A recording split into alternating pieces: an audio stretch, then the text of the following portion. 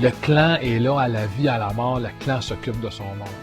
L'animal vise 3 objectifs. L'animal vise d'abord d'informer et d'éduquer les gens. Le côté éducation, c'est le côté où on va aller dans des écoles, où on va aller voir des commerçants, où on va leur parler comment un animal réagit en public.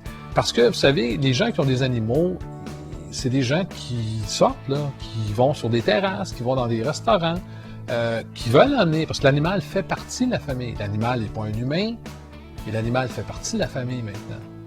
Donc, c'est important que les gens puissent avoir des réponses à leurs questions. Et en même temps aussi, que les gens se responsabilisent. On a un outil qui s'appelle Mon Histoire. Et cet outil-là est là pour vous aider à avoir du plaisir, à connaître mieux votre animal et indirectement, vous aussi, vous connaître mieux. Vous allez avoir du plaisir à dire à vos gens dans la famille ou à votre cousin qui reste en Australie « Hey, mon chien vient d'écrire un blog sur la dernière partie de hockey du Canadien ou de la partie de football ou peu importe. » C'est ça, ça va être le fun. Puis en même temps, savez-vous quoi? Ça va vous mettre en contact avec des gens. Et le 3e volet, c'est la mission sociale. La mission sociale de l'animal, c'est de constamment améliorer les relations entre humains et animaux. Comment on fait ça, vous allez me demander? Il y a 3 volets qu'on privilège. Le premier volet, c'est celui du statut juridique de l'animal. C'est pas un humain, ça n'en sera jamais un, je le dirai jamais assez. C'est un animal. Et en même temps, c'est un animal qui a un cœur, qui a des poumons, qui a un rein, des reins, qui... Vous savez, il vit. Et la définition scientifique, on parle d'un être vivant sensible. Donc, c'est de faire changer cette définition-là des animaux, c'est d'en arriver à ce que la société soit up with the times, comme on dit, être avec son temps. L'animal fait partie de la famille, l'animal a un impact positif dans nos vies, bien, traitons-le avec respect. Puis le 3e élément, qui est au niveau de ce que j'appelle la coercition et l'éducation, je vous parlais d'aller dans des écoles, d'aller apprendre aux enfants c'est quoi un animal, d'où ça vient, comment ça réagit, comment nous, on agit avec eux autres.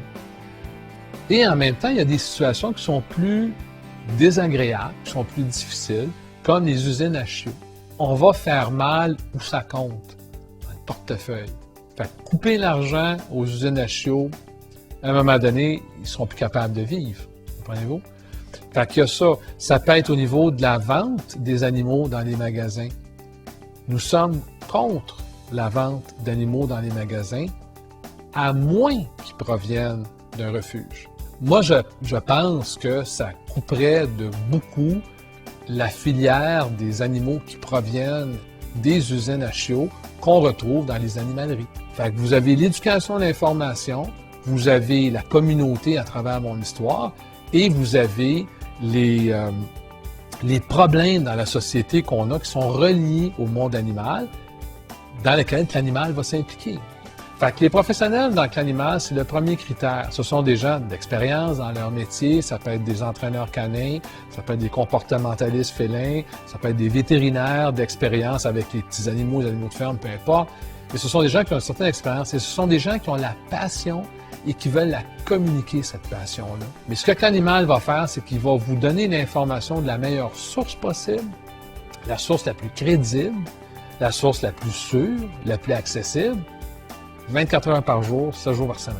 Et vous allez être en mesure de faire un choix intelligent et éclairé avec l'information qu'on vous donne.